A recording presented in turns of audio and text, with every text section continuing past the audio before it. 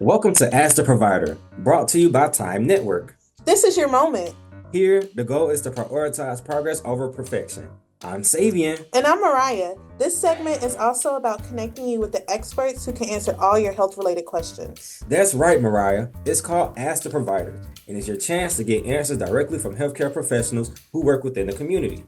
Here's how it works you, our wonderful community members, can send in short videos asking questions about any health topic you're curious about. Once we receive your questions, we'll invite various healthcare providers to address them, providing you with reliable information and expert advice. It's a great way to get personalized answers to your health questions, straight from the pros, plus it's easy to participate, right, Savior? Absolutely. At the end of this segment, be sure to scan the QR code and click on the Ask the Provider tab to get started. Then stay tuned to see if your question is featured.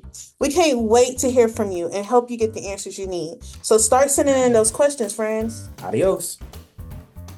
My name is Sophia Hussen. I'm an infectious disease doctor and a public health researcher focused on HIV.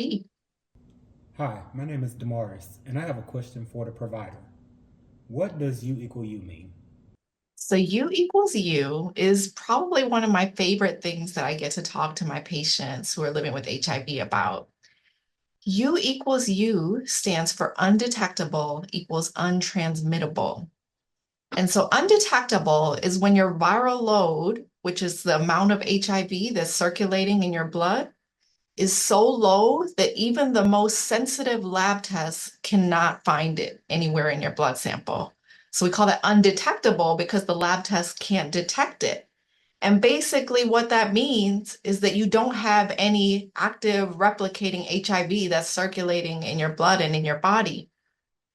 And the amazing thing about that with U equals U and what we found out about that is that that also means that you cannot pass HIV on to someone else, to a sexual partner or other close contact. You would not be able to give them HIV, even without any other protection. Now, of course, there's other reasons we want people to use other protection. But I think it's a really empowering thing for people to know that once you take charge of your health, take your medicine, get to the point where you're undetectable, you are not able to and don't have to worry about passing HIV on to your partners or anybody else. Hi, my name is Tamia, and I have a question for the providers. How can you tell me if my HIV treatment is working?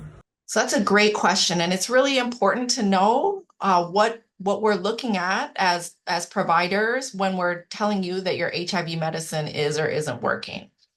So there's kind of two main lab values that you may hear us talk about. One is called your CD4 count. Just to make it more confusing, sometimes we call it your T cell count, or you might see it if you're looking at your medical records labeled as a CD4 plus T cell count. Either way, the CD4 cells are a cell type that makes up part of your immune system or your body's defense against infections. CD4 cells are also the specific cells that are targeted and killed by the HIV virus if it's not controlled by medications. So one number that we look at is your CD4 or T cell count. If somebody has had HIV for a long time, has not been on medication, that number may be low. And if it's below 200, we really worry about you being vulnerable to different types of infections. But as you take medication over time, that number will increase and you will no longer be vulnerable to those types of infections. So that's one way that you know your medicine is working. I do want to say something about that though, which is that your CD4 can go up and down a little bit just as a part of normal day-to-day changes. And particularly even if you catch a cold or something, it might go up or down a little. So if you go in one day and it's 700, the next day, the next time you go to see your doctor, it's 600, that's not a reason to panic necessarily. And that's why the most important number that we really follow is the viral load. So the viral load, we want it to go the opposite way that we want the CD4 to go. Remember that the CD4 can be low if you're not on treatment, and then will get higher and stabilize as you're on treatment. The viral load is the opposite. When you're first infected, it may be very high, but over time with taking your medicine, it gets lower. And the goal, which most people will get to within the first 1 or 2 months on treatment, is for that number to be what's called undetectable. Now, undetectable means that the amount of HIV virus that's replicating, that's circulating in your blood is so low that even the most sensitive lab tests cannot find it anywhere. They can't detect it. Essentially, it's a fancier way of saying it's zero or close to it. And so we want your viral load to get and stay at that undetectable level. And that's why it's important to look at that, in some ways even more important than looking at your CD4 count, because that should really stay low and stay undetectable as long as you're on your treatment and your treatment is working. And that gives us that reassurance that your virus has not become resistant to the medication and that you're taking your medication the way that you're supposed to.